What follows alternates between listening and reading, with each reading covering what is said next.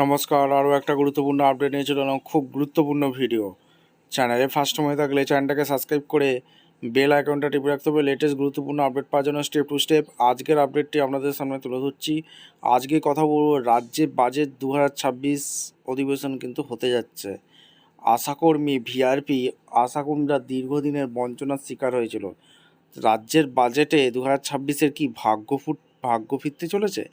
VRP, পার্শ্ব শিক্ষক, para teacher, ICDS, civic, ICT, computer teacher, SSK, MSK, পৌরসভা, মাদ্রাসা, vocational শিক্ষক, পানি বন্ধু, পানি মিত্র, চা বন্ধু, শ্রমিক ভাইগণদের কি ভাগ্য ফিরতে চলেছে?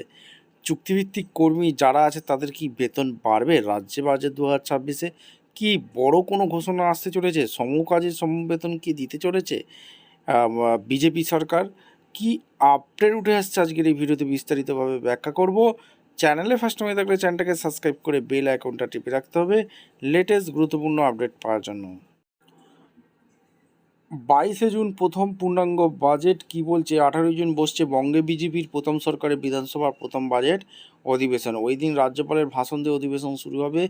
বাজেট পেশ হবে 22শে জুন। তার প্রস্তুতি শুরু করতে অর্থ দপ্তরকে ইতিমধ্যেই নির্দেশ দেওয়া হয়েছে। বিধানসভা পরিষদীয় দপ্তরকে প্রয়োজনীয় ব্যবস্থাপনার কথা জানিয়ে দেওয়া হয়েছে। সরকারি দলসূত্রে খবর, জরুরি কিছু বিলও এর মধ্যে আসতে পারে। সেই বিলের প্রস্তুতি নিতে শুরু করেছে পরিষদীয় দপ্তর।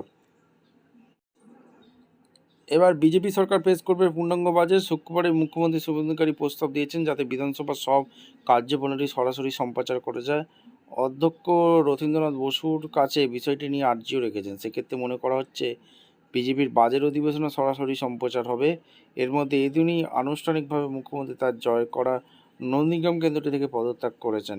এই হচ্ছে একটা আপডেট, অর্থাৎ বাজেট অধিবেশন খুব শীঘ্রই হতে যাচ্ছে। বাজেটে কি চুক্তিভিত্তিক কর্মীদের ভাগ্য ফিরতে চলেছে? আশাকর্মী, আইসিডিএস কর্মী, সিভিক ভলেন্টিয়ার যারা আছে তাদের কি ভাগ্য ফিরতে চলেছে? অর্থাৎ সমকাজে সমবেতন কি হতে চলেছে? কি আপডেট হচ্ছে, এটাই হচ্ছে এখন দেখার বিষয়। আপনাদের মতামত অবশ্যই কমেন্ট করে জানাবেন। দেখা হচ্ছে কোনো পরবর্তী ভিডিও। ধন্যবাদ।